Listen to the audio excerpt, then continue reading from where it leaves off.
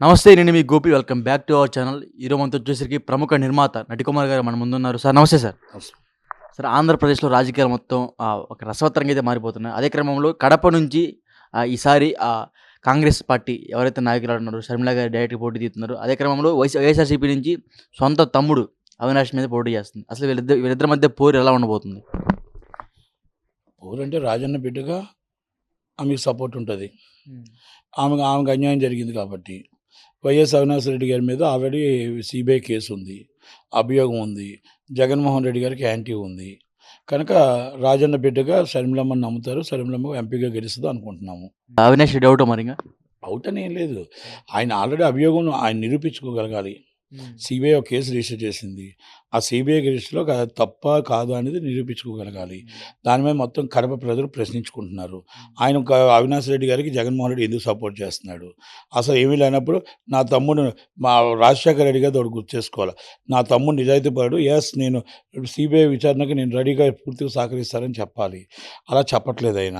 రాజశేఖర రెడ్డి గారు ఒక మాట గుర్తుంది అసెంబ్లీలో, పరిటాల రవి గారి మర్డర్లో నా కొడుక్కి తప్పు ఉంది అని తేలితే, ప్రమేయం ఉంటే మీరు సిబిఐ విచారణగా దేశం నడి రోడ్డు మీద ఉరి తీసుకోండి, కానీ సిబిఐ విచారణ వెయ్యండి అని చెప్పి స్వయంగా ఆయన అడిగాడు.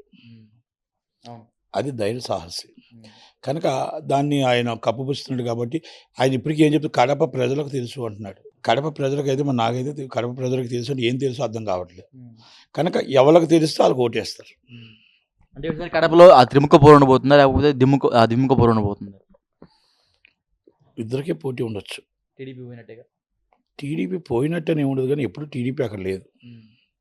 అంటే ఓట్ పర్సెంటేజ్ మొత్తం ఇప్పుడు ఎటు వెళ్ళిపోద్ది అంటారు? టీడీపీ ఓట్ పర్సెంటేజ్ మొత్తం అవినాష్ రెడ్డికి వెళ్ళిపోద్ది, షర్మిలకి వెళ్ళిపోద్ది. శరణమ్మకి ఆంధ్రాలో కాంగ్రెస్ పార్టీకి అసలుకి ఓటింగ్ పర్సెంటేజ్ లేదు ప్రస్తుతం అయితే. అలాంటప్పుడు షర్మిల గారు ఎందుకు గెలుస్తారంటారు? తెలంగాణలో మునుగోడుకి ఎన్ని ఓట్లు వచ్చాయి? మునుగోడులో 20,000 ఓట్లు వచ్చాయి. హుజూర్ నగర్లో ఎన్ని వచ్చాయి? 3,000 ఓట్లు వచ్చాయి కదా. బై ఎలక్షన్ అప్పుడు మరి ఆ కాంగ్రెస్ పార్టీ మరి గవర్నమెంట్ ఎలా ఫామ్ చేసింది?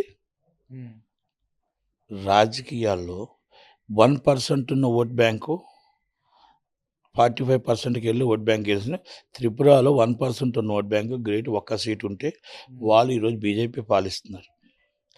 మీకు రాజకీయాల్లో ఓట్ బ్యాంకు లేదు అని అనకండి. దేశ రాజకీయాలు శాసించిన కాంగ్రెస్ పార్టీ, 135 సంవత్సరాల చరిత్ర ఉన్న పార్టీ, రాహుల్ గాంధీ గారి సారథ్యం ఉన్న పార్టీ, రాజన్న బిడ్డ శరమలంబ పోటీ చేస్తున్న పార్టీ. కనుక పార్టీలో 100% ఈసారి 16% ఓట్ బ్యాంక్ చీలుస్తున్నామే. 16% రాసుకోండి ఈరోజు. ఓన్లీ కడపలోనే లేకపోతే ఆంధ్రప్రదేశ్ మొత్తం? ఆంధ్రప్రదేశ్లో మోర్ దెన్ 5 ఎంపీ సీట్స్లో, మొత్తం 20 ఎమ్మెల్యే సీట్స్లో, 20 ఎమ్మెల్యే సీట్స్లో 2 ఎమ్మెల్యేలు గెలవచ్చు, 4 ఎమ్మెల్యేలు గెలవచ్చు. జనసేనకి అంత ఓట్ పర్సెంటేజ్ రాలేదు లాస్ట్ టైం. మీకు కాంగ్రెస్ పార్టీ 48% నుంచి వచ్చిందండి. 48% నుంచి వైసీపీ డౌన్ఫాల్ అయింది. వైసీపీ వల్ల డౌన్ఫాల్ అయింది. వైసీపీకి ఇప్పుడు పర్సెంటేజ్ తగ్గుతుంది, కాంగ్రెస్కి వస్తుంది. అంతే తప్ప మీరు కాంగ్రెస్ని తక్కువ అంచనా వేయొద్దు. కాంగ్రెస్లో మీరు 2 ఎంపీలు గెలిచినా ఆశ్చర్యపోయే విషయం లేదు. అంటే లాస్ట్ టైం కాంగ్రెస్ పార్టీకి 100 కన్నా తక్కువ ఓట్లు వచ్చినాయి.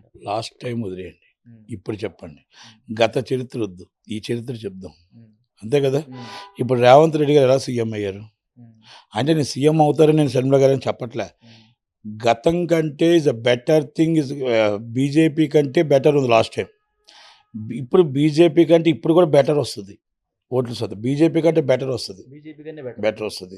ప్లస్ సింగిల్గా సిపిఎం సిపిఐ ముగ్గురు కలిసి కదా చేస్తున్నారు వాళ్ళు. ఇస్ ద బెటర్ థింగ్ వస్తుంది. ఎమ్మెల్యేస్ కూడా 4-5 గెలిచి ఎమ్మెల్యేస్ అవకాశాలు ఉన్నాయి. కాంగ్రెస్ పార్టీ అనేది 100% మీకు ఈ ఛాన్సెస్ ఉన్నాయి. మీరు ఇంకా వేరే పార్టీల నుంచి కూడా జాయిన్ అయ్యే అవకాశాలు ఉన్నాయి. మీకు రేపు ఏప్రిల్ 26 లోపల కొన్ని పెను మార్పులు జరుగుతాయి. కాంగ్రెస్లో పెను సంచలనాలు వస్తాయి. కంపల్సరీ మీకు చాలా మీ ఊహించడానికంటే కాంగ్రెస్ పార్టీ అక్కడ బెటర్ థింగ్ పర్ఫార్మెన్స్ ఉంటుంది. మీకు ఎంపీ సీట్ కన్ఫర్మ్ శర్మిలం గెలుస్తుంది. అంటే లాస్ట్ టైం కూడా బాబాయి ఎదురు తిరిగాడని జగన్మోహన్ రెడ్డి గారు బాబాయిని పంపించేశారు కోటలతో. అదే విధంగా షర్మిల మీద కూడా అట్లా జరిగే అవకాశాలు ఉన్నాయా? చిన్న మాట అంటే బాబాయిని బయటకు పంపించడం మీకు తెలుసా? అక్కడ బయట ఆరోపణలు, అక్కడ జరుగుతున్న వ్యాఖ్యలు ఏ జరుగుతున్నాయి సార్? సిబిఐ విచారణ జరుగుతుంది. ఎవరు చేశారు ఏంటనేది దేవుడికి తెలుసు, నాకు తెలుసు, మీకు తెలుసు అన్నట్టు. దేవుడికి తెలుసు, సిబిఐకి తెలుసు. చేసిన వాళ్ళు అప్రూవర్గా మరి చెప్తున్నారు కదా. ఏమండి, అది సిబిఐకి తెలుసు, దేవుడికి తెలుసు. అప్రూవర్గా మారాయి కదా అప్రూవర్గా మన నిజమని ఎవరు చెప్తారు? అది నిజమని చెప్పలేం కదా. అని మనం ఏంటంటే ఇన్వెస్టిగేషన్లో ఉండేటప్పుడు మనం ఒకరి మీద అభియోగం వేయకూడదు. ఇది ఇన్వెస్టిగేషన్ కనుక సరిమలమ్మ గెలుస్తుంది. ఎవరు చంపారని తెలుసుంటే జగన్మోహన్ రెడ్డి గారు చెప్పాలి తప్ప సిబిఐకి చెప్పాలి, లేకపోతే ఇప్పుడైనా ప్రజలకు చెప్పాలి. చెప్పకపోతే ఇలాగే ఈ రూమర్స్ అన్నీ కూడా ఆయన మీద అంటుకుంటున్నాయి. జగన్మోహన్ రెడ్డి మీద అంతేగా మరి అంటుకుంటున్నాయి. కనుక ఆ రూమర్స్ని నిర్వహణ చేయాలి అంటే పలానా వాళ్ళు ప్రమేయం ఉందని చెప్పాలి. చంద్రబాబు ప్రమేయం ఉంది, జగన్మోహన్ ప్రమేయం కాదు. ఎవరు ప్రమేయం ఉందో మీకు ఇంటెలిజెన్స్ రిపోర్ట్ ప్రకారం తెలిసి ఉంటుంది. మీరే అన్నారు దేవుడు తెలుసు నాకు తెలుసు అని. మీకు తెలిసి చెప్పండి బయటికి. మీరు చెప్పకపోతే కన్ఫ్యూజన్ ఉన్నారు జనాలు. సునీతమ్మ కన్ఫ్యూజన్ ఉంది, సరిమలమ్మ కన్ఫ్యూజన్ ఉంది. మా అన్న నాకు అన్యాయం చేశాడు అంటుంది, మా తమ్ముడు మాకు అన్యాయం చేశాడు అంటుంది. కనుక ఒక్కసారి ఏం జరుగుతుంది, ఈనాటి గొడవలు కావు. భాస్కర్ రెడ్డి గారివి, కొండలరెడ్డి గారివి, వీళ్ళందరూ మనోహర్ రెడ్డి గారివి, వీళ్ళందరూ కూడా ఈనాటి గొడవలు కావు, మీకు తెలియనివి కావు. కడప ప్రజలందరికీ తెలుసు.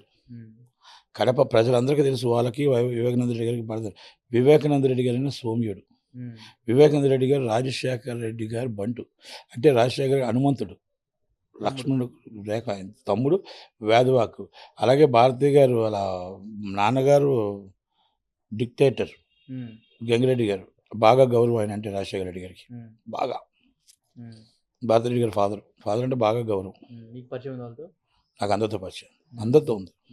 మొత్తం నాకు ఇంచుమించు పులివెందుల్లో ఉన్న అందరితో నాకు పరిచయం, అందరు ఫ్యామిలీలతో ఉన్నాయి. నాకు మా మధుసూదన్ రెడ్డితో కానీ మొత్తం అందరూ గిరిధర్ భాస్కర్తో కానీ అందరితో పరిచయాలు ఉన్నాయి. అందరితో నాకు రిలేషన్ ఉంది, ఫ్రెండ్షిప్ ఉంది.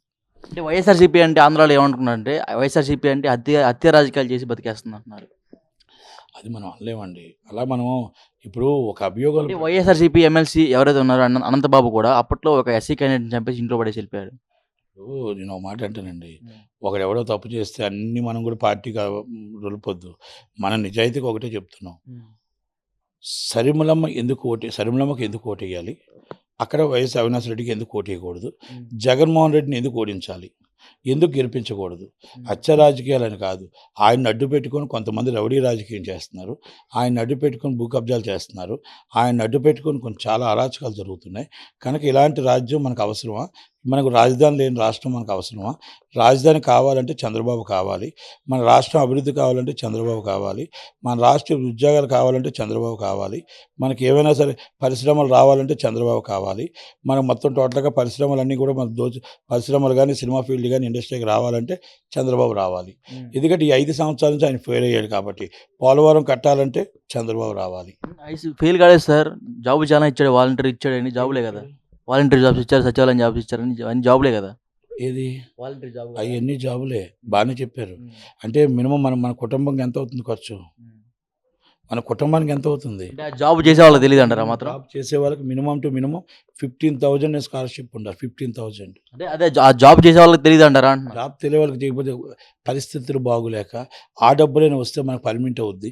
రేపు ఫ్యూచర్ జగనన్న అలా అవుతుంది, రేపు చంద్రబాబు గారు మనకి ఇంకా పెంచుతారు, ఒక ఆలోచనతో చేస్తున్నారు. తప్పదు కదా, ఇంట్లో ఖాళీగా అయితే కూర్చోలేరు కదా, ఊరు వదిలేసి అయితే వెళ్ళలేరు కదా, అందరిలాగా బెంగళూరులో హైదరాబాద్లో పరిగెట్టలేరు కదా, మొత్తం రాష్ట్రమే బెంగళూరు ఊరు వదిలి పరిగెట్టలేదు కదా. కొంతమంది రాష్ట్రం వదిలి వెళ్తారు, కొంతమంది రాష్ట్రంలోనే చావరేవో నా తల్లిదండ్రుల దగ్గర ఉందామని ఉంటారు. తప్పదు, ఏం చేస్తారు వాళ్ళు? మనం ఇచ్చే 6,000 జీతం ఎక్కడ సరిపోద్ది, మనం ఇచ్చే 7,000 జీతం ఎక్కడ సరిపోద్ది, మనం ఇచ్చే 10,000 జీతం ఎక్కడ సరిపోద్ది? ఈరోజు ఒక సిలిండర్ కొనాలంటే 1,200, ఈరోజు మన పప్పు కొనాలంటే 250 రూపాయలు, బియ్యం కొనాలంటే 80 రూపాయలు, కిరసనాలు కొనాలంటే పెట్రోల్ కొనాలంటే 110 రూపాయలు, మీ డీజిల్ కొనాలంటే 100 రూపాయలు. ఇవన్నీ ఎక్కడి నుంచి ఎలా తీసుకొస్తాం? కరెంటు బిల్లు వచ్చి 100 రూపాయలు వచ్చే కరెంటు బిల్లు వచ్చి మీకు 250 రూపాయలు, 350 రూపాయలు, 250 రూపాయలు వచ్చేకుంటే 500 కరెంటు. తీరా వస్తే 4 గంటల కరెంటు ఉంటుంది, మొత్తం 10 గంటల కరెంటు ఉండదు. నేనేమంటున్నానంటే ఉద్యోగాలు వచ్చాయి, 13 లక్షల కోట్లు ఎక్కడ తెచ్చాడు, ఎలా తెచ్చాడు, ఏం తెచ్చాడో, 13 లక్షల కోట్లు ఎక్కడెక్కడ పరిశ్రమలు పెట్టాడు, ఎన్ని లక్షల ఉద్యోగాలు ఇచ్చారో అమర్నాథ్ గారు చెవులో చెప్పాడో బయట చెప్పాడో తెలియదు. కానీ ఆయన నిజంగా 13 లక్షల ఉద్యోగాలు, 13 లక్షల కోట్లు వచ్చుండి, పరిశ్రమలు వచ్చుండి నిజంగా ఉద్యోగాలు వస్తే ఓటేయండి.